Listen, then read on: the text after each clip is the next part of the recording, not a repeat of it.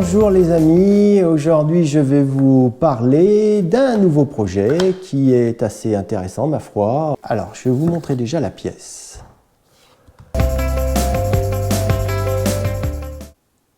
C'est le futur vide-poche de notre Citroën Ami. Oui, il existe un accessoire chez Ami, c'est ce qu'on appelle un filet de porte qu'on peut mettre directement dans la portière. Malheureusement, je ne sais pas si vous avez essayé ces filets de porte, à part mettre un ou trois petites bricoles, on ne peut pas mettre grand chose là-dedans, en tout cas ça ne tient pas grand chose. Donc je me suis mis en quête de refaire des vrais vide-poche dans cette Citroën Ami. Alors aujourd'hui, je vais vous montrer un petit peu comment j'ai décidé ce vide-poche. Alors ce qui est intéressant, c'est qu'il existe des fichiers 3D qu'on peut directement récupérer sur le net. Alors ça, c'est assez appréciable, hein. Alors j'ai pris en fait la porte que j'ai coupée, comme celle-là. Vous voyez, là on reconnaît bien ici l'emplacement de la prise USB en autocollant. Alors on a carrément un 3D original de la Citroën Ami, ça c'est assez sympathique. Donc je l'ai mis à l'échelle. D'abord, j'avais mis un vide-poche comme ça. C'est conceptualisé, dire des grands losanges. Et finalement, je me suis aperçu que ça n'apportait pas grand-chose par rapport à notre filet, parce que ça faisait quand même des grands losanges. C'est très grand, hein. Ça fait presque 800 mm de là à là. Donc en impression 3D, on n'a que des petites surfaces, on peut faire que des petites pièces. Du coup, avec une machine qui fait que des pièces de 250 par 250, ça voulait dire qu'il faut que je le coupe en 4 morceaux.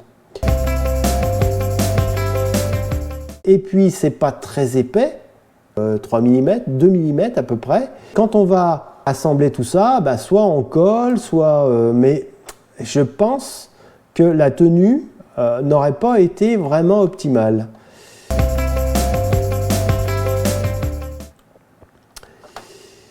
Donc plus pleine et ajourée. Je mets les pièces.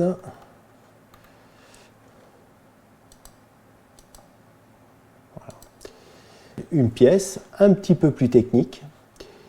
Donc j'ai mis un petit peu de design pour pas que ça soit trop laid, parce que une pièce toute noire c'est pas très beau non plus.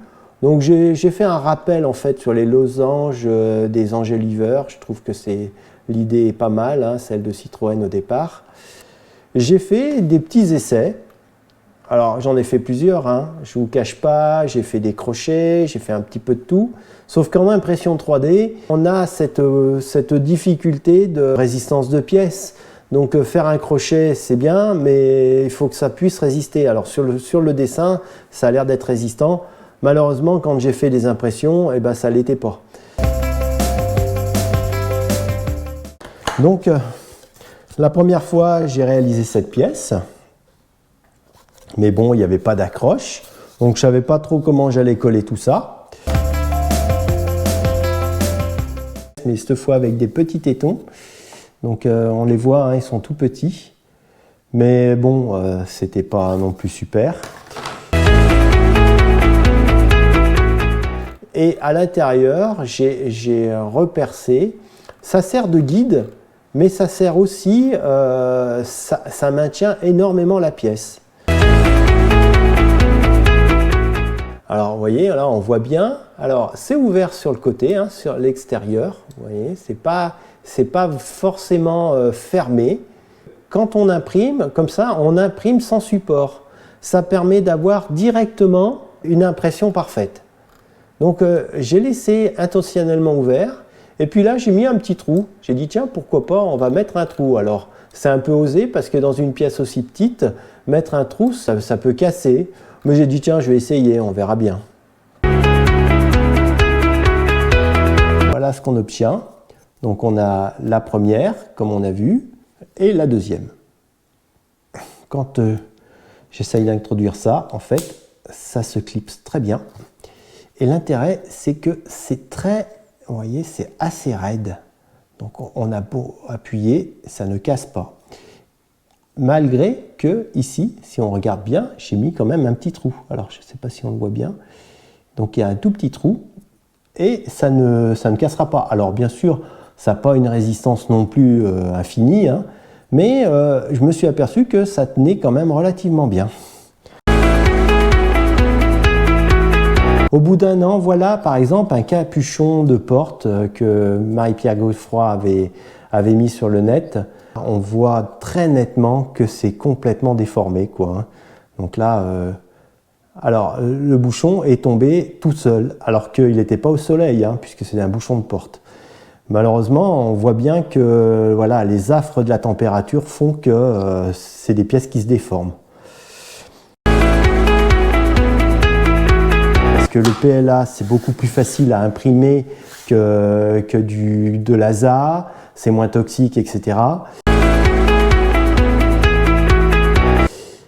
Le PLA 970 de Sakata 3D, il a soi-disant des propriétés intéressantes dans la recuisson. C'est-à-dire que si on laisse près de 4 heures à 40 degrés ce type de PLA, il se met à recuire, à se solidifier. Et j'ai pu faire des essais sur des plaques. Des plaques que j'avais ratées, hein, bien entendu. Ça, c'est pas toujours un long fleuve tranquille. Voilà. J'ai refait de la recuisson sur cette plaque et j'ai testé la résistance. Et là, on voit que c'est vraiment très résistant. Alors, avant de la recuire, j'ai fait les mêmes tests ici. Et là, quand je faisais ça, je la cassais. Je l'ai cassé d'ailleurs, j'en ai d'autres où je les ai cassés. Alors que là, par exemple, celle-là, elle a passé la recuisson. Alors j'ai monté vraiment la cuisson à 120 degrés en 20 minutes pour être sûr. Donc là, elle commençait vraiment à se déformer. Et là, on peut s'apercevoir que c'est vraiment, vraiment costaud, quoi, hein.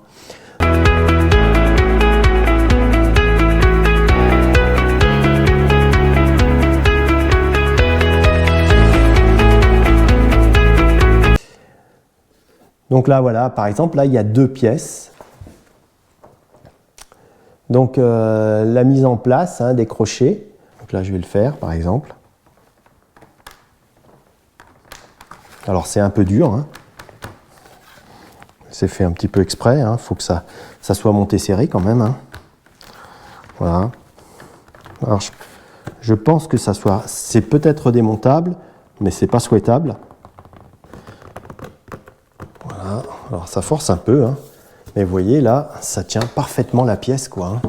Donc la pièce a l'air d'être relativement rigide.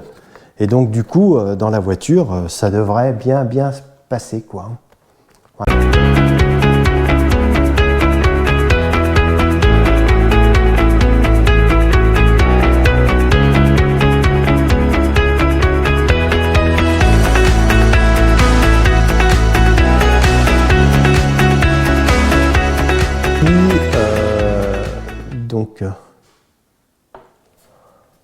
Alors un petit logo ici, là, pour un clin d'œil à l'ami 100% électrique.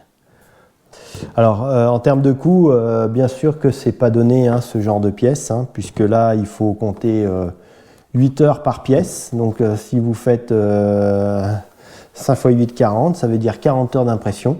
Quand on aime, on compte pas. En plus, bon, c'est que de l'électricité quelque part. Après, au niveau coût, le Sakata 3D n'est pas plus cher que les PLA standards. On est sûr qu'on ne va pas rater notre pièce avec ce genre de matière.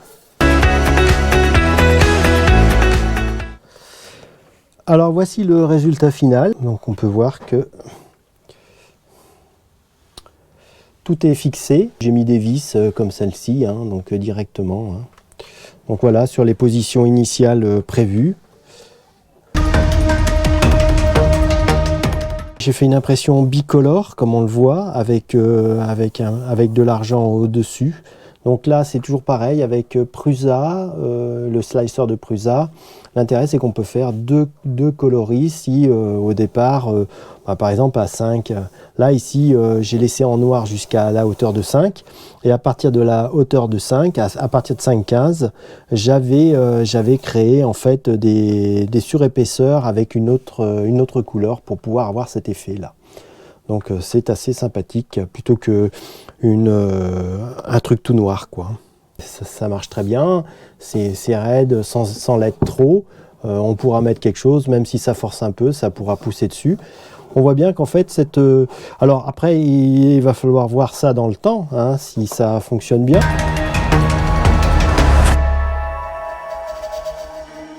Alors, on est à 3 semaines après avoir installé notre fameux vide-poche. Alors, on a subi un petit peu de chaleur, hein, même si ce n'était pas l'apocalypse cette année, mais on a tout de même eu quand même une ou 2 semaines chaudes. Et malheureusement, le vide-poche est mal comporté. En effet, il s'est déformé beaucoup sur le haut. Alors ici, on ne le voit pas parce que je l'ai refondu pour essayer de rattraper les choses, mais finalement, c'est une mauvaise idée. L'utilisation du Sakata 3D n'est pas fait vraiment du tout pour la voiture. Donc bon, voilà. Alors c'était une proposition parce que pourquoi? C'était facile à installer, c'était facile surtout à imprimer. Le Sakata 3D vraiment est une matière qui s'imprime très bien et qui durcit bien, hein. En effet, la résistance de matière est bonne. Mais malheureusement, dès qu'on dépasse les 40 degrés, c'est pas la matière à choisir.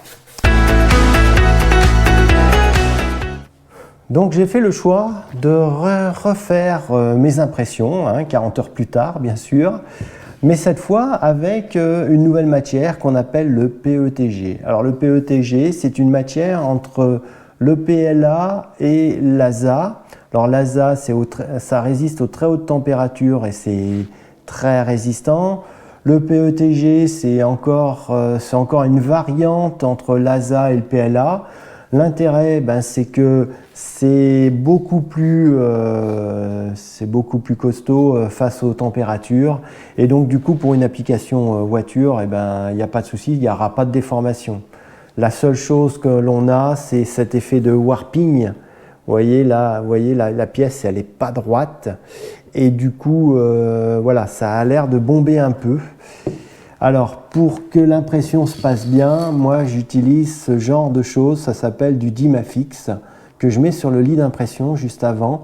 C'est un collant, c'est très performant.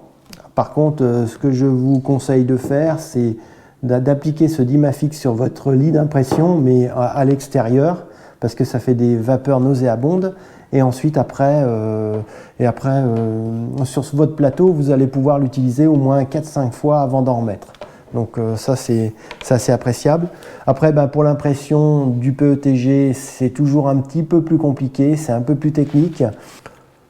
Bon, moi, j'ai raté une pièce sur les 5. Faut être vigilant sur les temps de chauffe, etc. Parce que ça fait des effets de fil si on ne met pas les bonnes rétractations, etc. Mais bon, là, j'ai trouvé les bons paramètres et maintenant, tout va bien. Voilà, donc je vais vous retrouver pour la mise en place dans la Citroën Ami. Allez, à tout de suite. Alors, j'utilise ce type de vis, donc directement. Voilà, donc pas de vis particulière. Je le mets ici.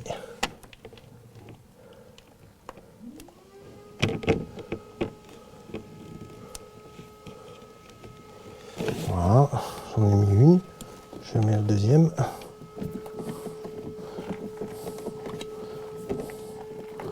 Voilà, c'est vraiment tout simple. Il n'y a pas de difficulté particulière.